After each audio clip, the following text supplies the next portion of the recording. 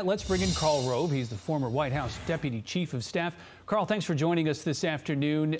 Is McCarthy doing the right things here to secure the speakership?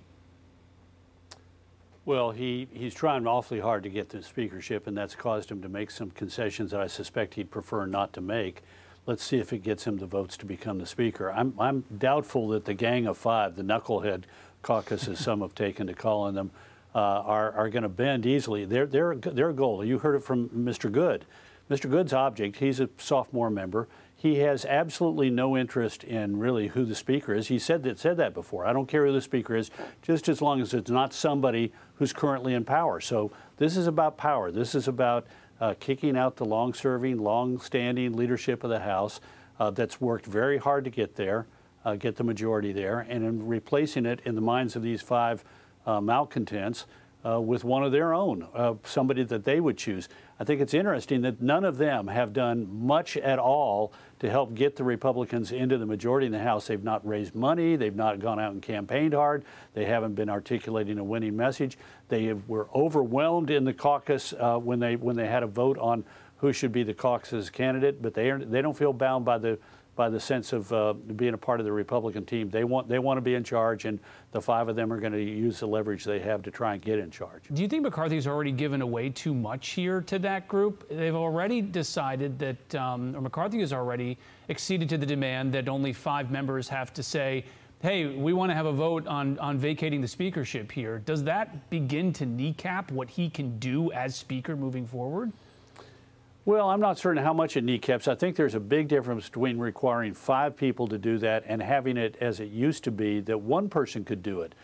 In the highly contentious tribal moment of American politics that we're in, you could see Democrats trying to gum up the works by saying we want to declare the chair vacant, which is a privileged motion, certain amount of time to debate. You got to move to it right away, certain amount of time to debate. They can gum up the works, and so at least 5 requires you to get a cobble of people together who are going to say we're going to do this, which is better than one. But a lot of what he has agreed to is widely accepted. Get rid of proxy voting. The idea that people are going to be able to vote by proxy and never show up on the House floor for debate.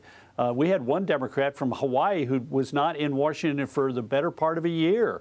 A number of those changes are constructive and have wide support among the Republican caucus. But this desire to have one person on the House floor being able to literally jam up everything by saying, privileged motion, I declare the chair is vacant, let's remove the speaker, and be guaranteed a certain amount of time and energy and effort and an absolute vote, that just is sort of, to me, not constructive at all. You know, Karl, the White House, going up Pennsylvania Avenue here a bit, is facing a reelection potentially if the president decides to run.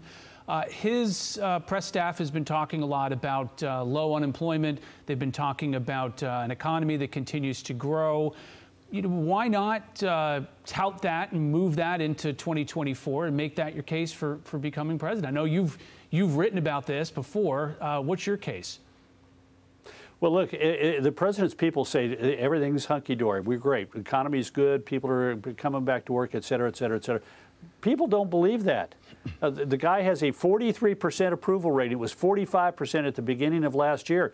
You'd think if the economy was booming that the numbers would get better, not worse. We have nearly 2 out of every 3 Americans thinking the country's going in the wrong direction, and for a very important reason. Inflation is bigger at the end of 2022 than it was at the end of 2021. And wages, I think it's now 19 months in a row, wages have been rising at a slower rate than prices. So people are falling further and further behind. I think this is a mistake for the president to be so focused on running for re-election.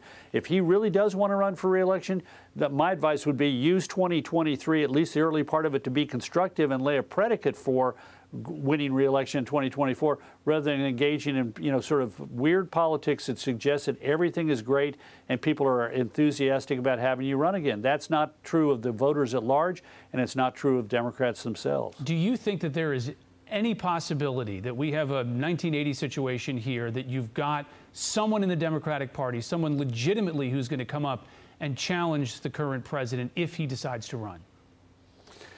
I think there's a real likelihood of that because what's to be lost? And frankly, look, I've written about this a couple of times in the Wall Street Journal. I wrote recently that we've had 32 years during which we've been governed by somebody who is a baby boomer. That was preceded by 32 years during which we were governed by somebody from the greatest generation. And I get a sense that we're at one of those same kind of points that we had in 1960 when the American people said it's time for a generational change, or in 1992 when they said we like George H.W. Bush, admirable war hero, but he was in World War II and it's time to give the baby boomers a chance.